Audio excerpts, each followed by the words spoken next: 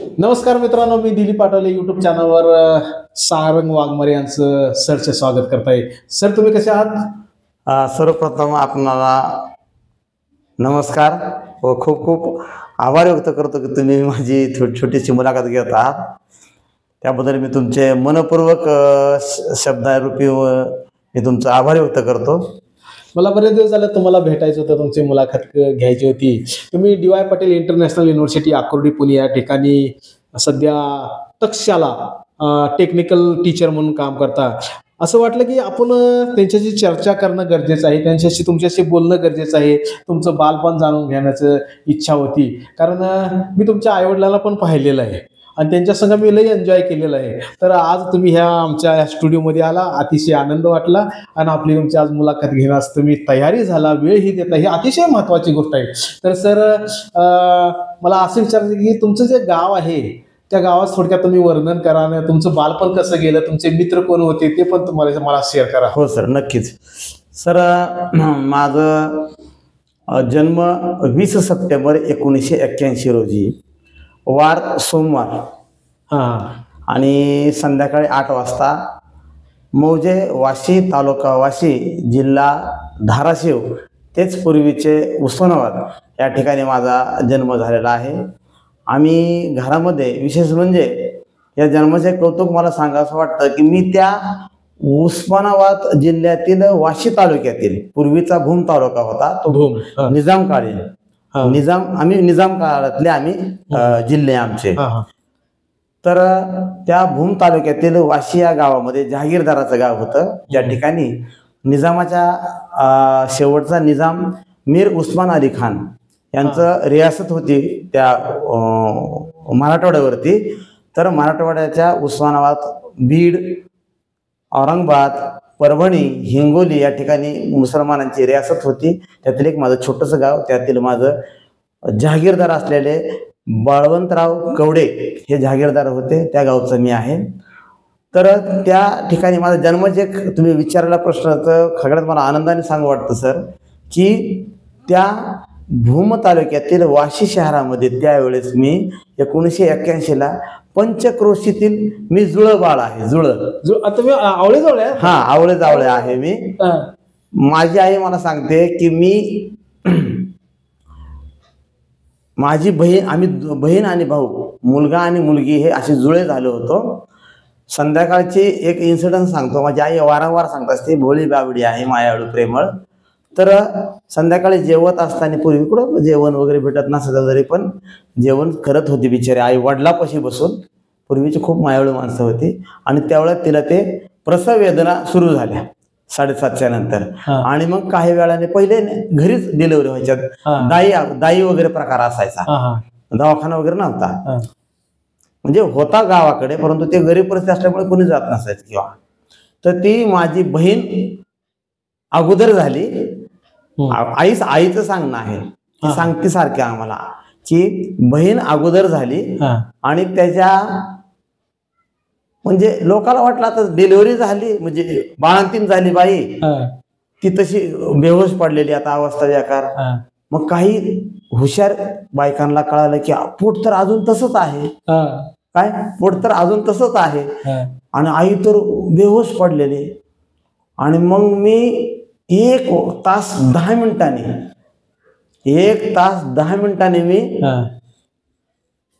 म्हणजे जन्म झाला माझा. तुमचा म्हणजे बहीण 1 तास 10 मिनिटांनी मोठी आहे? हो, मोठी आहे ती. हा. आणि मग ती गोष्ट झाल्याच्या नंतर मी त्यावेळेस आमची आई सांगते, आमच्या जननी माझं जन्म आम्हाला हे केला, तर ते म्हणतात मी जवळजवळ 3 किलोचा असावा तेव्हा, म्हणजे असं म्हणजे हे झालेलं आहे. आणि त्या पंचक्रोशीत आम्हाला बघण्यासाठी लांबून लांबून लोक बैलगाड्या बांधून येत होते की अमुक आमच्या आजोबाचं नाव शेषराव सुकाळे, यांच्या घरी बैलगाड्या बांधून येत होते की फलाण्याच्या घरी अरे आवळं जावळं मुलगा मुलगी झाली, चला बघूया. तर वडील आजोबा सांगतात, पूर्वी कणगी एक प्रकार असायचा ज्वारी साठवण्यासाठी, कणगी. तर ती एक कणगी भरली होती ज्वारी, रिकाम्या हाताने कोणी येत नसत ना बघण्यासाठी. बाळवत, जुने कपडे आणि पायलीभर, शेरभर, ज्वारी म्हणजे जोंधळ वगैरे घेऊन येत होते. तर असं एक माझं त्या म्हणजे वाशी तालुक्याला, आता तो 1996 साली वाशी तालुका झाला, तर आता वाशी तालुका प्लेस आहे. अशी एक माझी बहीण कुठं असते आता? ती माझी बरोबरची बहीण माझी म्हणजे मोठी आहे 1 तासाने, ती लोहगावला आहे. म्हणजे तो पुण्यातच आहे ती. मला तिला भेटायला अतिशय आनंद वाटेल. हो सर, हो नक्की नक्की सर. तर आपण पुढल्या प्रश्नाकडे जाणार आहे की तुमचं मग दोघं तुम्ही आवळी जावळी असल्यामुळं की तुमचं बालपण कसं गेलं? सर आम्ही दोघं आहे ना, त्यावेळेस गरीब परिस्थिती होती, परंतु वडील दुष्काळ पडला 1969 ते 72, तेव्हा वडील पुण्याला आले होते. आणि आमची, मी मागा सांगितल्याप्रमाणे की जहागीरदाराचं गाव होतं. वडील जरी गरीब असले तरी आईचे वडील चांगले जहागीरदारचे गाववाले होते ना, त्याच्यामुळे एकुलते एक आमची आई, तिला भाऊ नाही, बहीण नाही, कोणी नाही, एकुलते एक. त्यामुळे आमच्या वडिलाला स्पष्ट सांगितलं की जावई तुमच्या हातपाय जोडतो, आमच्या लेकीला आम्ही काय पाठवणार नाही, तुम्हाला गरज असली तर तुम्हाला पाहिजे तेव्हा या आणि तुमचं तुम्ही बघा काय करायचं. मग वडील गरीब असल्यामुळे म्हणले बा मी माझं मुलांना संगोपन करण्यासाठी पुण्या या ठिकाणी मोलमजुरी करतो आणि तुमची लेक जहागीरदाराची गावीच राहू द्या. पण आमची आई माहेरीच राहिली, कारण तिला भाऊ बंद नव्हता, बांशी नाही, कोणी नाही. आणि विशेष म्हणजे आम्ही दोघं तर आहोत, परंतु माझ्या अगोदर माझ्या वडिलांचं संपूर्ण नाव संपत श्रीपती वाघमारे आणि माझ्या आईचं नाव केशरबाई संपतराव वाघमारे. तर यांना एकूण 6 अपत्य होते. म्हणजे आमच्या जन्माच्या अगोदर 4, 2 मुलं आणि 2 मुली.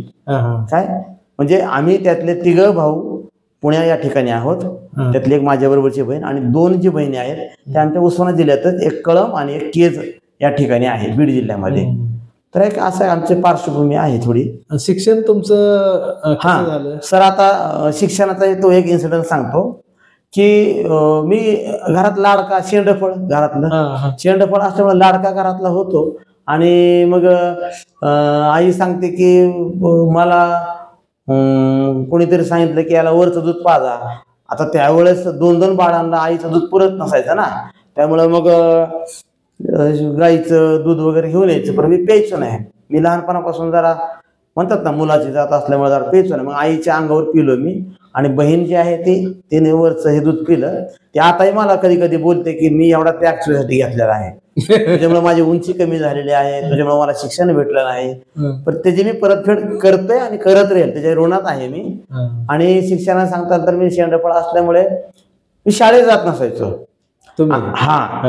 पूर्वी म्हणजे मोठे दादा भाऊ आमचे जात होते, पण मी शाळेत जात नसतो. आमच्या माळ्यातली शाळा म्हणे होती गावातच, जिथं बालवाडी ते 4थी पर्यंत शाळा असायची. आणि पूर्वी शाळेमध्ये जिल्हा परिषदला दूध मिळायचं. पूर्वी दूध मिळत होतं ना दुपारच्या सुट्टीत. आणि मग तर सगळ्यात महत्वाचे, ज्या मातेमुळं जिजे मला पांगर, जिजे मला चादर माझ्यावरती मिळाली, जिजा मायेखाली, जिजा छायेखाली मी वाढलो, ती अशी माझी आजी. ती रंगाने रूपाने अतिशय क्रूर होती, काळी होती, परंतु ती यासारखं स्वच्छ आणि चांगलं मी व्यक्तिमत्व अजून बघितलं नाही. त्या मातेचं नाव पवित्राबाई. ती नावाने पवित्र होती, तिचं नाव बी पवित्राबाई शेषराव सुकाळे. तर ती माऊली मला रोज आपल्या खांद्यावर बसून शाळेला घेऊन जायची आणि शाळा सुटेपर्यंत दारात बसायची ती माऊली. कारण मी पळून जायचो ना, त्याच्या मागचं कारण बी होतं, आम्हाला लहानपणी कवडे सर होते, जे अपंग होते, त्यांच्या हातात काठी होती वाकडी 8 आकाराची. त्यामुळे ते विद्यार्थी पळून चालला की ती काठीने पकडायची. ते मी बघितलं असावं कधी मध्ये, त्यामुळे मला भीती बसली होती. मग मला दुसऱ्या वर्गात घातलं. तिथे जगताप गुरुजी होते आणि ते अतिशय प्रेमाळे मायाळू. त्यामुळे मी त्या ठिकाणी 1ली ते 4थी कधी पळून यायचो, कधी दांड्या मारायचो, कधी रडायचं, कधी हे. परत रडत पडत त्या आजीच्या कृपेने म्हणा, मोठ्या भावाच्या धाकाने मी 1ली ते 4थी शिकलो. परंतु त्याच्यातला अजून एक इन्सिडेंट सांगतो. आमच्या गावामध्ये फार मोठं पूर्वी झाडं, चिंचाची झाडं मोठी असायची. त्याचा बुंदा नाही म्हणलं तरी 7-8 फुटाचा होता बुंदा. त्याच्या बुंद्यावरून वही कळायचं त्या झाडाचं, म्हणजे तो 70-80 म्हणजे आज तो 150 वर्षाचा असावा. तर त्या झाडाच्या बुंद्याला मी लपून बसायचो आणि मोठा भाऊ बरोबर पास झाला त्या कॉर्नरवरून पुढे शाळेला गेला की मी तिथंच दिवसभर असायचो दप्तर घेऊन. तर कोणीतरी सांगितलं की तुमचा बारका भाऊ इथं लपून बसतोय. मग मला फार म्हणजे बदड बदड मारलं गेलं त्या दिवशी, मला खूप मारलं. आणि तेव्हा मी शपथ घेतली का काय झालं मला माहित नाही, परंतु ज्याचा मोठा भाऊ चांगला तो आपोआप त्याचा बारका भाऊ बी चांगलाच होत असतो. म्हणून सर मी नंतर त्याच गावामध्ये चौथीच्या नंतर मी इंग्रजी माध्यम म्हणजेच आपले जे असते 5वीच्या नंतर, ते 5वी ते 10वी छत्रपती शिवाजी विद्यालय करमर भाऊसाहेब जगदाळेंची जी संस्था आहे त्या संस्थेला मी पहिली ते याचा 4थी ते 5वी ते 10वी या माध्यमिक शाळेत शिकलो. नंतर त्यांच्याच संस्थेत मी 11वी 12वी शिकलो. आणि मी सर मला गर्वाने सांगावं वाटतं की मी म्हणजे हुशार म्हणता येणार नाही, परंतु आमची जगण्याची लढाई होती, आम्हाला संघर्ष करायचा होता. आम्हाला कुठेतरी काहीतरी भावाचं स्वप्न, आईवडिलांचं स्वप्न मोठं काहीतरी करायचं होतं. म्हणून बाबासाहेबांनी सांगितल्याप्रमाणे शिका, संघटित व्हा, संघर्ष करा, याप्रमाणे आम्ही शिकत राहिलो. आणि मी त्यावेळेस 72% 12वीला घेतली. आणि त्यावेळेस DEDसाठी शिक्षकांना महत्त्व होतं, म्हणून मी DEDसाठी आपल्या जिल्ह्यामध्ये 80% कोटा असतो त्याच्यामुळे प्रयत्न केले. परंतु त्यावेळेस 73%ला SCचं कट ऑफ लागला, त्यामुळे माझा नंबर लागू शकला नाही. परत धुळे ह्या ठिकाणी लागला, परंतु त्यावेळेसचा इन्सिडन्स फार वाईट होता, त्यामुळे धुळे ह्या शहराला कुणी आमच्याकडं आज तागायत जात नाही. म्हणून मी नंतर पुन्हा 12वीच्या नंतर एवढे मार्क मिळून सुद्धा मी 12वीच्या नंतर आमच्या मोठ्या भावाने ITI केला होता, तो मोठा परत पण अधिकारी झाला. त्याच्यामुळेच मी पण नंतर ITI केला भूम या ठिकाणी, औद्योगिक प्रशिक्षण संस्था भूम या ठिकाणी मी पत्रे कारागीर सीट मेटल हा 2 वर्षाचा तिथे मी ट्रेनिंग घेऊन मी ITI केला. ITI करत असताना पहिल्या वर्षाला मी थोडंसं जरा मागे पुढे होतो, परंतु दुसऱ्या वर्षाला मी खूप प्रगती केली, हुशार म्हणजे मार्क चांगले मिळवले. आणि मला सांगावं असं गर्वाने वाटते.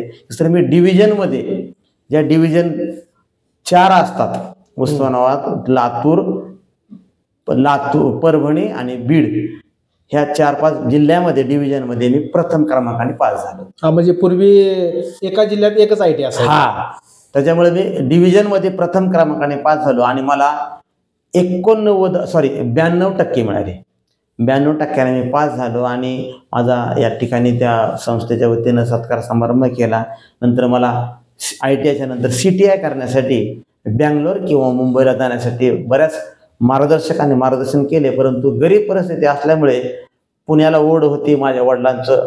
आज पण विश्रांतवाडी या ठिकाणी पुण्यामध्ये एका छोट्याशा वस्तीमध्ये, एका नगरामध्ये, एका सोसायटीमध्ये एक छोटंसं घर आहे, आज पण आहे. तिथे येण्याची मला ओढ होती, म्हणून मी परत पण आमचे मोठे भाऊ त्यावेळेस टाटा मोटर्सला होते, टेल्कोला त्यावेळेसचं. आणि मग त्यांनी एक कटाक्षा घातला होता की मी जसं स्ट्रगल केले तसं तुम्हालाही स्ट्रगल करावं लागेल. आणि मग त्या माध्यमातून मी पुन्हा नंतर एका छोट्या कंपनीमध्ये अप्रेंटिस केल्याच्या नंतर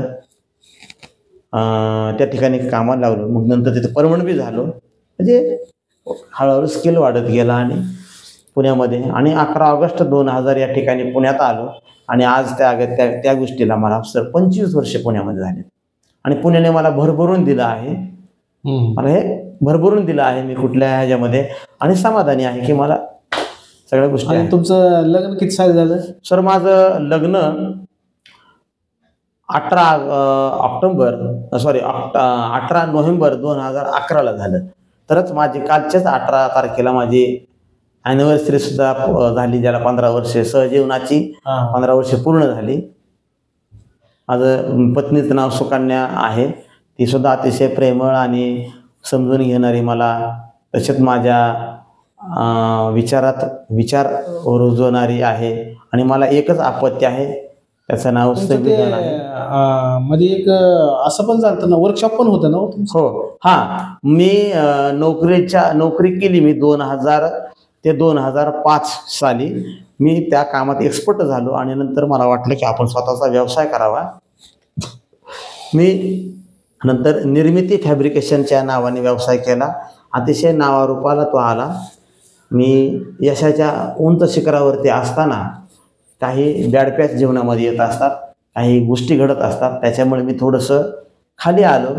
आणि मग नंतर अशाच याच्यामध्ये थोडंसं डिप्रेशनमध्ये असताना 2014-15 आमच्या वालेकरवाडी परिसरातील भैयासाहेब सूर्यपुत्र भैयासाहेब आंबेडकर चौकातील रत्नस्तंभ बुद्ध विहारामध्ये जोडलो गेलो आणि तिथे अतिशय हसतमुख सोन्यासारखी माणसं माझ्याशी जोडली गेली आणि माझ्या जीवनाचं सोनं झालं आणि तिथूनच माझ्या खऱ्या कारकिर्दीला आणि खऱ्या माझ्या प्रगतीला सुरुवात झाली. त्यात मला आवर्जून नाव घ्यावं असं वाटते. यांच्यामुळे मी आज या doctor DY Patil international university ह्या नामांकित अशा मोठ्या संस्थेवरती नोकरीला आहे. ज्यांनी माझं या ठिकाणी रेफर केलं किंवा ज्यांनी मला मदत केली नोकरीसाठी ते असे आमचे मोठे बंधू प्राध्यापक आयुष्यमान दिलीप आठवले सर यांचासुद्धा मी या आपल्या मुलाखतीच्याद्वारे आपल्या सर्वांना मी म्हणजे माझ्या खूप खूप त्यांच्या म्हणजे आभार व्यक्त करत नाही, परंतु मी तुमच्या कायम ऋणात राहील. कारण तुमच्यामुळे मला एवढ्या मोठ्या संस्थेवरती नोकरी करता आली आणि आज मी त्या संस्थेवरती गेली 12 वर्षे पूर्ण केलेली आहेत आणि त्या ठिकाणी यशाचा हळूहळू टप्पा करत आहे. मी त्या ठिकाणी बरेच विषय आत्मसात केले आहेत. त्याच्यानंतर आता new technology, use by new technology जे आमचं ब्रीद वाक्य आहे इंजिनिअरिंगचं, यूज बाय न्यू टेक्नॉलॉजी, तर त्याच्यामध्ये आम्ही CNC, VMC, EDM machines, 3D wood routers, 3D printers असे बरेच विषय आम्ही मेट्रोलॉजी सायन्समध्ये जे विषय असतात, जेनेसिसचे विषय असतात, आम्ही ते मुलांना शिकवत असतो, गाईड करत असतो. त्या माध्यमातून आम्ही दरवर्षी मुलं इंजिनिअरिंग म्हणून आम्ही चांगले बाहेर पडत असतो आणि ते मुलं देश व विदेशामध्ये आपल्या संस्थेचं आपल्या वैयक्तिक जीवनाचं सोनं करत असतात. तर विशेष म्हणजे तुम्ही मीच मुलाखत घेताय, माझंच नाव घेतलं, माझं कौतुक केलं. कौतुक करण्याची काही गरज नाही. हा योगायोगाच्या गोष्टी असतात. कधी एखाद्या तो ॲक्च्युली तुमचं शिक्षणही झालेलं होतं, संस्थेला तिथं गरज होती आणि मी एक कारण झालं. ॲक्च्युली तुमच्या कष्टामुळे तुम्हाला ती नोकरी मिळालेली आहे. विशेष म्हणजे मी त्या संस्थेमध्ये लॅब असिस्टंट म्हणून मी काम करतो आणि DY Patil college of engineering, ज्याला ओल्ड इंजिनिअरिंग म्हणतात, तिथं मी काम करतो. हा योगायोग आहे आणि तुमच्या कष्टाने ती नोकरी मिळवलेली आहे. विशेष म्हणजे की तुमचं कौतुक करेल तेवढं कमीच आहे. विशेष तुमच्या जे मित्रमंडळी सराउंडिंग पण चांगलं आहे. विशेष तुम्ही मधल्या काळात कोरोनाच्या काळामध्ये काय करता, आंबे पण विकत होता सर. त्याचा मला जरा सर मी माझी सुरुवातच 2000ला पुण्यात आलो ना, तेव्हा म्हणतात ना की तुम्ही कोणाच तरी एक आयडिओलॉजी असलं पाहिजे. म्हणजे कोणीतरी तुमचं गुरु किंवा तुमचं एक असला पाहिजे की त्यांच्याकडून तुम्ही काही शिकावं असं. तर पुण्यामध्ये काही मारवाडी, गुजराती त्यांच्या आधिपत्याखाली न जाता त्यांचं बिझनेस मॅनेजमेंट तुम्ही घेतलं पाहिजे. तर त्याच्यामुळे मी काय केलेलं आहे, मी नोकरी केली परंतु बरेच व्यवसाय या ठिकाणी केले. त्यात पुन्हा वालेकरवाडी या चिंचवड या परिसरामध्ये आल्याच्या नंतर मी व्यवसाय करत असताना या जगताप फॅमिलीशी माझा संबंध आला. हा, जगताप कुटुंब असं आहे. त्यांचं मला एक थोडीशी गोष्ट सांगायची वाटते सर, की ते लोक फार शिकलेले नाहीत.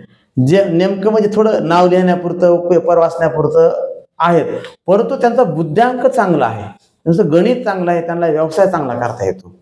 काय त्याच्यामुळे मी ती बघितलेलं आहे. माझे जे सहकारी होते समाधान गायकवाड, त्यांचे ते सासू सासरे, त्यांचे बरेच चुलत सासू सासरे हे ते असल्यामुळे मला त्यांच्याशी संपर्क आला आणि ते द्राक्ष म्हणा, आंबे म्हणा, कलिंगड म्हणा. सर मी लिटरली सांगतो, त्या कोविडच्या काळामध्ये मी 1000च्या भांडवलावरती सुरुवात करून मी 2 लाख रुपयाचे द्राक्ष विकलेत. कधीही ज्या माणसाने गाडी जी ढकलली नाही, मी रडत होतो. मी 3 विद्यापीठाचा स्नातक आहे. एक शिवाजी पुणे विद्यापीठ, एक डॉक्टर बाबासाहेब आंबेडकर मराठवाडा विद्यापीठ आणि एक YCM ओपन मुक्त विद्यापीठ नाशिक. तर या MA झालेला आहे. तिन्ही ह्यातून माझं दोन्ही ह्यातून MA झालेले आणि एकातून मी स्नातक आहे, पदवीधर आहे. तर एवढं म्हणजे मला वाटतं की एवढं शिकलेलं असताना सुद्धा मला अरे हे भगवंता काय आले म्हणून ढोकला रडत होतो. परंतु गंमत अशी झाली की ते विकत असताना माझ्या खिशामध्ये भरपूर पैसे यायचे, लोक घ्यायचे आणि तो माझं नशीब म्हणा किंवा लक की मी 200 किलो आज लोकांना 10 किलो सुद्धा द्राक्ष विकू वाटत नाही किंवा जातच नाहीत म्हणतात. पण मी तेव्हाचा पहिला प्रयोग, आम्ही कधीच लांब कोस आम्ही कधी तराजू घेतला नाही, कधी बिझनेस व्यवसाय केला नाही.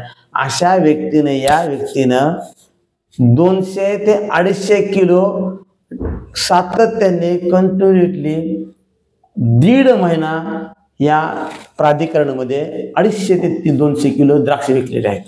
रोज मी नेट प्रॉफिट 3 ते 4,500 रुपये घरी घेऊन यायचो. त्याच्यामुळे मला त्याचं दुःख वाटलं नाही. शेवटी म्हणतात ना, पैसा सुद्धा महत्वाचा आहे जगण्यासाठी. पैसा पण महत्वाचा आहे. विशेष म्हणजे हे वाघमारे सरांचं दुसरं एक वैशिष्ट्य सांगायचं म्हणलं तर यांच्याबरोबर मी ते सांगतो ना, कवठे यमाई. कवठे यमाईला आम्ही विशेष म्हणजे कोरोना काळात. आता बघा, ते एक गोष्ट सर सांगतो तुम्हाला. तुम्ही चांगला प्रश्न विचारला सर बरं का. तेव्हा 19ला ज्यावेळेस फर्स्ट वेव्ह कोविडचं पडलं आणि त्याच्यानंतर आपल्याला संस्थेवरती सगळं जग थांबलं होतं. त्यामुळे संस्थेने सुद्धा म्हणले तुम्ही आता थांबा, विद्यार्थीच नाही म्हणलं. मग आम्हाला अर्ध्या पगारावरती घरी बसवलं गेलं. त्याच्यामुळे तर मी घरी बसवतो. पण माझ्याकडे कला होती फॅब्रिकेशन पर कोण काम करणार. मला अचानकच असाच 15-20 दिवसांनी एक फोन आला की सर तुम्ही फिरत फिरत गंमत म्हणून एकदा येऊन तर जा. कुठे तर पाबळच्या तिथे जे मस्तानी बाजीरावांची समाधी आहे तिथं, मस्तानीची नाही का. तर ते नको होय म्हणत आम्ही दुपारी 3-3:30ला मी आणि आमचे सहकारी मोठे बंधू आठवले सर आम्ही गेलो. आणि मग 7:30 वाजल्या होत्या.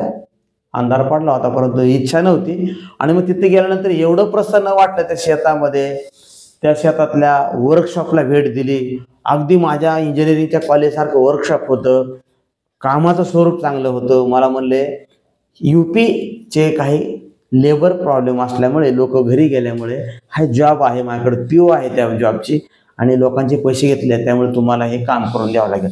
मी नको मग कसं म्हणायचं या व्यक्तीला, म्हणून जास्त दराने जास्त भावाने ती अमाऊंट सांगितली त्या जॉबची. आणि त्यांनी एक मुखाने म्हणले डन, ओके म्हणले, तुम्हाला दिला तो जॉब.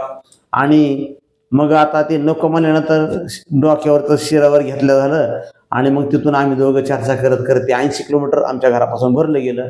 आणि मग 2 दिवसांनी आम्ही पूर्वतयारी करून आठवले सरांनी मला खूप त्यावेळेस मदत केली. त्यांनी कुठलीही विचार न करता सारंग मी येतो म्हटले, कुठल्याही मागचा पुढचा विचार न करता म्हणले आपण जाऊया.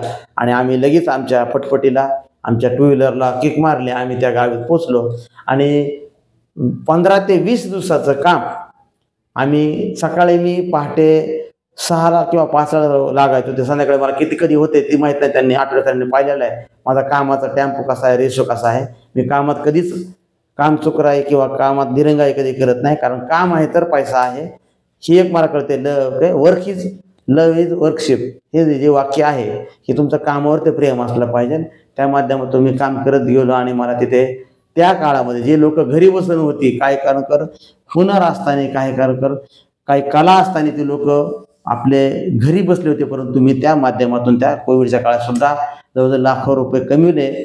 त्या माध्यमातून मी एका व्यक्तीला सुद्धा रोजगार सुद्धा देऊ शकलो. आणि सगळ्यात महत्त्वाचं म्हणजे अजून एक सांगायचं म्हणजे ज्या व्यक्तीकडे आम्ही काम केलं ते असे महादेव गावडे साहेब, कवठे यमाईचे ज्यांच्याकडे काम केलं, अतिशय प्रामाणिक, अतिशय इमानदारी असणारा तो बागायतदार शेतकरी. बरोबर का सर? बागायतदार शेतकरी ज्याच्या मनात तूच बरबी बेईमानी नाही, सगळं तुमचंच आहे, घ्या काय घ्यायचंय ते, असा माणूस.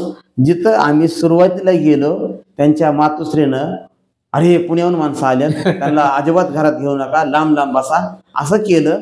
शेवटी परत आमचे काय जातीचं असतं की बाबा आमच्या रंगरूपावर वगैरे ठरवतात माणसं बाबा असं तसं, परंतु त्यांनी थोडंसं आम्हाला अवॉइड केलं.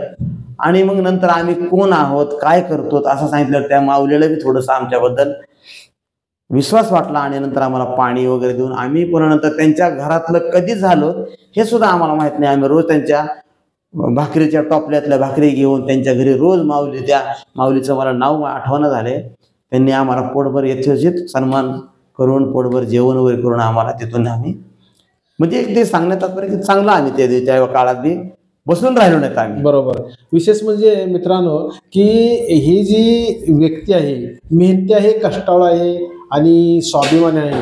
विशेष म्हणजे कॉलेज सुटल्यानंतर तुम्ही विशेष म्हणजे एक वेळ वाया जाऊ नये म्हणून सध्या रिक्षा पण घेतलेली आहे. हो. हा म्हणजे हा पण म्हणजे कुठलं काम करायला सर, जायचं नाही. माझं 10 ते 5 ड्युटी असते.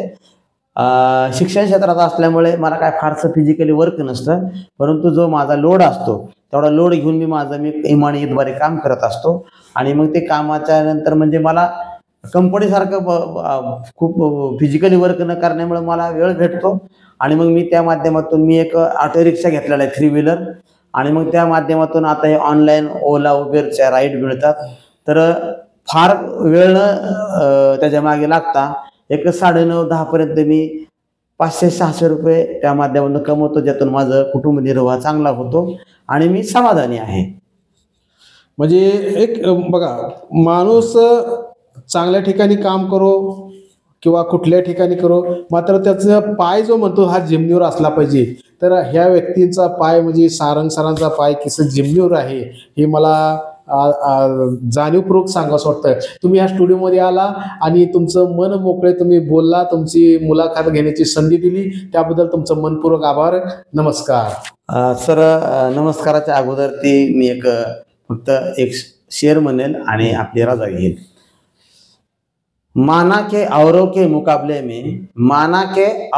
मुकाबले में खुद से ज्यादा पाया नहीं मैंने. माना के औरों के मुकाबले में खुद से ज्यादा पाया नहीं मैंने. खुद गिरता रहा, खुद संभालता रहा, मगर किसी को गिराया नहीं मैंने. एवढं बोलून मला तुम्ही माझी छोटीशी मुलाखत घेतली.